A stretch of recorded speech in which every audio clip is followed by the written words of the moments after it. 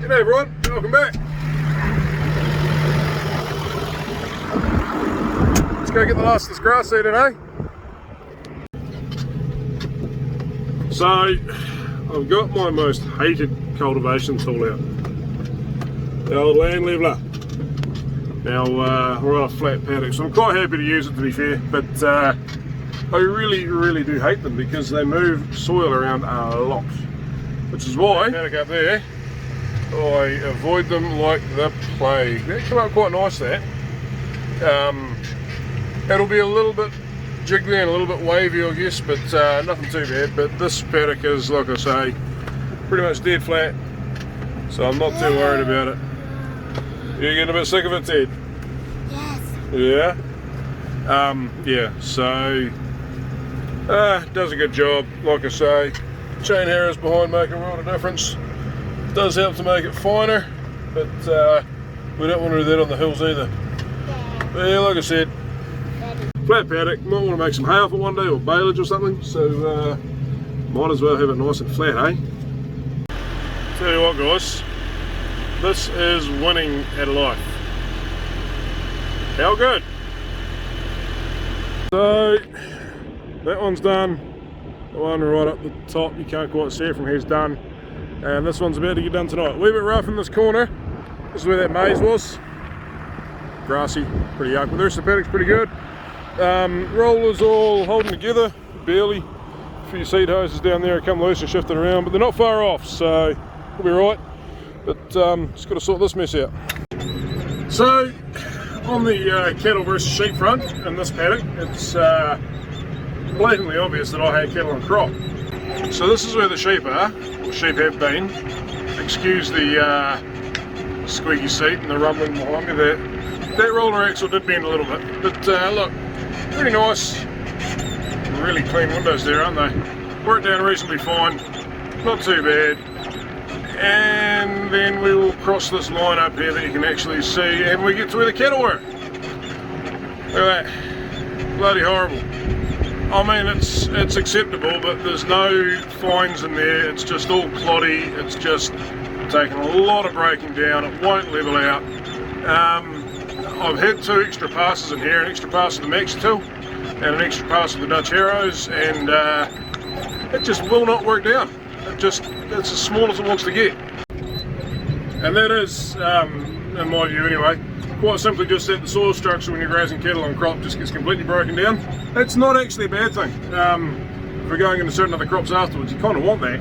It just takes a bit more fuel and a bit more time to sort afterwards, whereas where the sheep are being, they don't really sink down that far.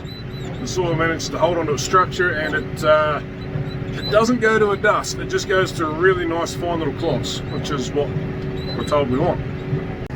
So we've had a change of bonnet.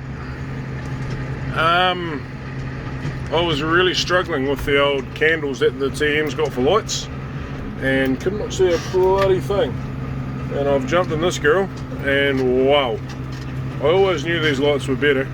Excuse they're rough, but it's just the track, we're a bit of turfy stuff also.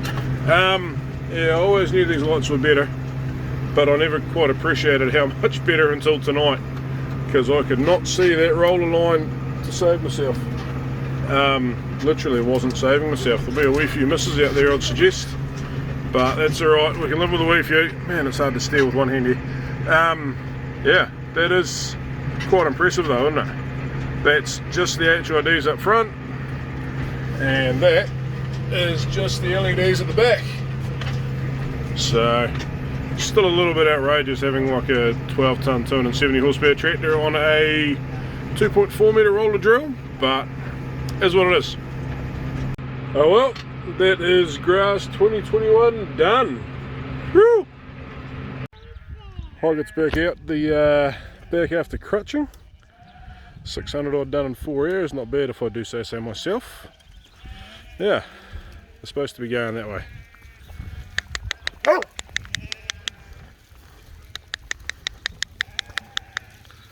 And there they go. Have you ever had that feeling? Get the grass in, get the hoggets crutched, lambing's over, tailing's done, you think, oh sweet, quiet week. and then you forget you ordered fertilizer and you got to get it on. No more quiet week. Right, so this is a 4.75 tonne cube, I'm not sure, bulky. Holds about 5 tonne of this stuff anyway. So first paddock we're going to go to is 12 hectares. The applied rate is 366 kgs to the hectare is what we're looking for. Won't be perfect, but round about.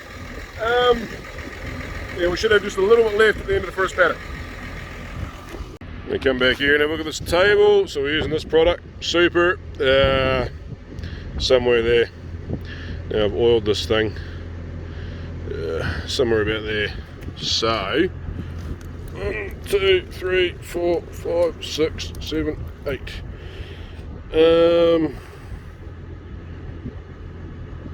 Yeah, we'll see what happens there. So a bit of a rundown on what this is. Superphosphate. Well, it's called Sulphurgain 15S, which is superphosphate and elemental sulphur. Superphosphate is fossilised birdshit, broken down with sulphuric acid. So it's not an organic product. I think it's considered an organic type of material, but it's not organic certified from a farming point of view. But it is essentially just fossilised birdshit. Good stuff. What is it? 9 units or 10 units of P, and the same as sulphur. But this stuff's got a bit of elemental sulphur chucked in as well. So I think it goes down to about 8.5 units of P and 13 or 14 of sulphur. Sulphate sulphur breaks down pretty fast, is quite plain available. The elemental sulphur is obviously quite slow to break down, it's just rock sulphur. And it sort of sits in the soil. So if you have an extended wet period, you'll lose a lot of your sulphur. Moves down through the soil profile. You don't actually lose it, it just becomes not plain available. Sorry, had to cut you off there for a minute. Got a call from the shearing contractors and we're all go for Monday. It is, shit, let me think. I think it's Friday today, so we should be good. So you got the hoggets all crutched up yesterday. That was a big job because of regulations with long tails. We won't go there. We might go there a little bit. So the government has said that we have to leave the tail a certain length. And the main reason, in fact the only reason, is because the British farmers do. And they complain that we cut our tails off shorter. I mean, they could cut their tails off shorter. But anyway, on the dirty ones, it takes damn near twice as long to crutch them as it did. And they will get dirty faster, especially when they're on juicy feed at this time of year. But anyway, that's enough on that. So they're crutched. On Sunday, we'll hunt the ewes, the early ewes we lambed with their lambs in, and we will draft the lambs off, crutch them, put the lambs back with them for the night. We might give them a wee feed. I think we'll probably do them last, so the hoggets can go in that morning. They're supposed to be empty about 24 hours. Hoggets can go in that morning. Ewes and lambs are a little bit of a touchy thing. We don't want to hold the ewes off feed too long because it'll pinch the milk. So they will go in on that. They'll go in that day. They'll get crutched. Then we'll put them back out on grass, and they'll go in say 4:30, 5 o'clock in the afternoon for shearing the next day, because it'll probably be 2:30 or 3 o'clock before they actually get to them. There's a few wet dries to do, and there's a guy locally has got a ram shearing trailer, so we might get to see that on the channel a bit later on. It's going to save the shearers having to do the rams, or me, or my 65-year-old uncle, because I don't want to do it, he shouldn't have to do it, and the shearers don't want to do them, and they weigh a huge amount and they're stupidly strong, those big pole Dawsons especially. So I think there might be a better option there. But anyway, we'll get this lot done, and yeah, it'll be good. But back to this job. So, about this paddock, which is now 3, 1, 2, 3,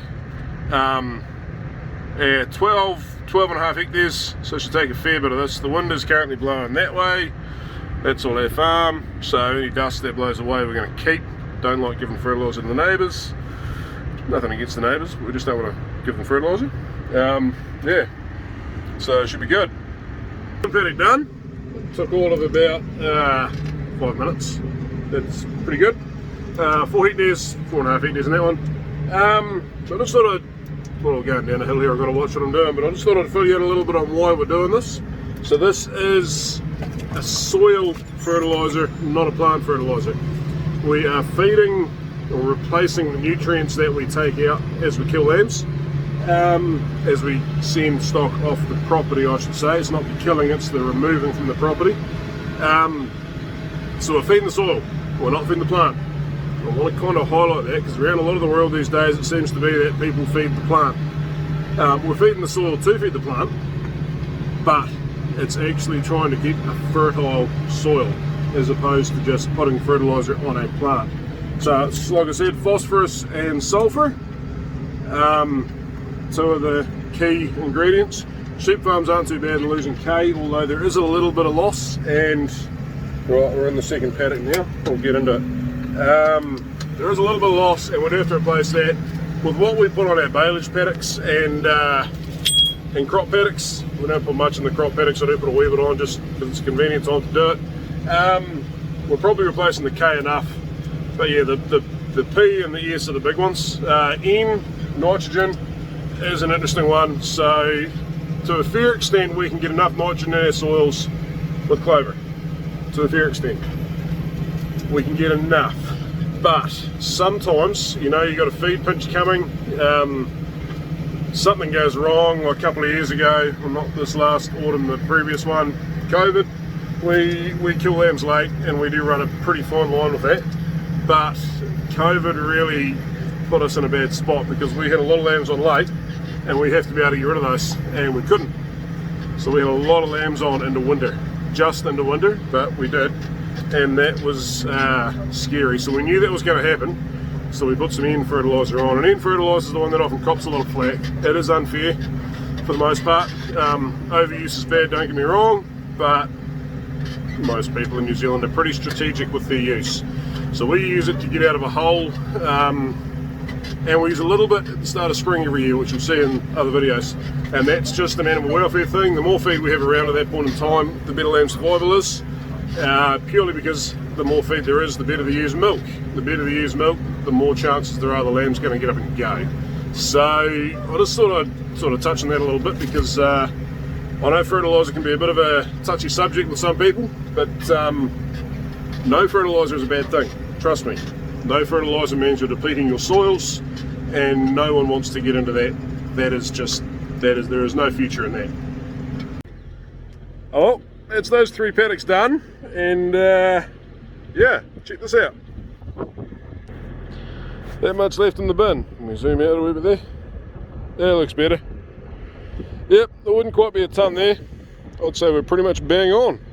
So the rough rate for P is 2 units per stock unit. So we run 12 and a half stock units here. So we're going to put on 25 units of P per hectare. I think I got that right. So the applied rate is 360 something kgs to the hectare. But that's not the total rate. The overall rate for maintenance to maintain our soil fertility is about 290 with this stuff. Like I said, it's the sulfur gain, not straight superphosphate. It's only about 8.5 units of P in there, so you do the math on that, it'll come out somewhere around about there. We are putting a little bit more than that on though, because the Swede ferret and the DAP that we put on the young grass is over and above this. So like, come from a point when I took the space over. My wife and I have only just taken over the full running of the place this year. We own all the stock and plant, and we're leasing the farm. Quite a big financial thing that, but we've done it, which is great. Yeah, we went through a 2-year period where we didn't put any fertilizer on, and that's a one-way ticket to selling the farm. That just doesn't work. It's pretty historically proven here on this country. Yeah, so we're still playing catch up there. That was 10 years ago now, and we're still not caught up because we're not going to go and double it in 1 year because this stuff's not cheap. We don't just throw it around willy-nilly. But yeah, so we're putting on more than we want. We're targeting a 3-inch Olsen P of about 30 to 35. There's no point going above that for sheep and beef. There's no economical point going above that. So that's sort of where we want to be. We're starting from a point of about 16. So for quite a few years now we've been putting on more than maintenance. Like I say, this capital ferret in the bin behind me goes on at the maintenance rate. But back to my original point, so the applied rate 360 odd, the overall rate 290. So 250 hectares, and sorry, I'm not concentrating here. 250 hectares, and we've got quite an area on this farm that's quite steep and hilly, so we've got a lot of what we call exclusion zones. So basically the green areas in that paddock behind me there are a good point of those. We don't cultivate it within reason, we don't put fertilizer on it. Now, like I said, that fert rate is set by stocking rate, so if you're going to exclude areas, I'll put a map up here.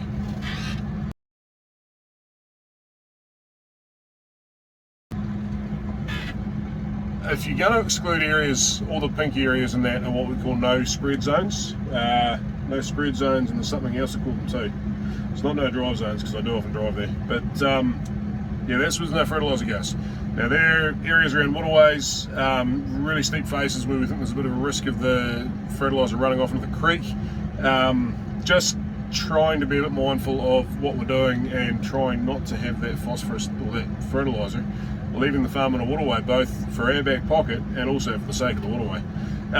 So yeah, that rate goes way up when you cut out about 20% of your farm. So it might sound like a big rate going on at 350 to 400 kgs to the hectare, but actually, yeah, it's a bit less than that on average. It's just that's the applied rate to the area that we're spreading on. So yeah, I forgot to film an outro for that. This is coming off very shortly too. Yeah, so anyway, I hope you enjoyed that, guys. Bit of a look at fertiliser and what we're putting on and why we're doing it. Yeah, and tomorrow's video, there will be a video tomorrow, I promise, will be on shearing hoggets and shearing rams on that fancy trailer, which is pretty cool. So anyway, catch you later on.